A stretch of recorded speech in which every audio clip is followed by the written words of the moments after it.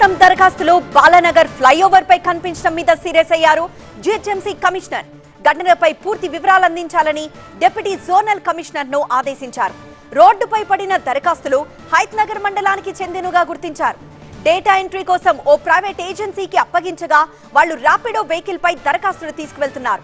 ఈ సమయంలో Rapido bike skid అయి కింద పడడంతో రోడ్డుపై పడిపోయాయి దరఖాస్తులు.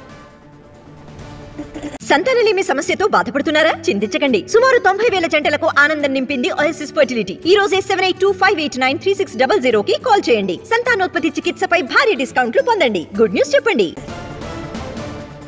ప్రజాపాలన ఫార్మ్స్ విషయంలో నిర్లక్ష్యంగా వ్యవహరించిన అధికారులపై ఆగ్రహం వ్యక్తం చేశారు జిహెచ్ఎంసీ కమిషనర్. విచారణకు ఆదేశించారు. హైత్నగర్ తో పాటు కుత్బుల్లాపూర్ లో డేటా ఎంట్రీ టీమ్ లీడర్స్ నిర్లక్ష్యంగా వ్యవహరించారంటూ వారిని సస్పెండ్ చేశారు.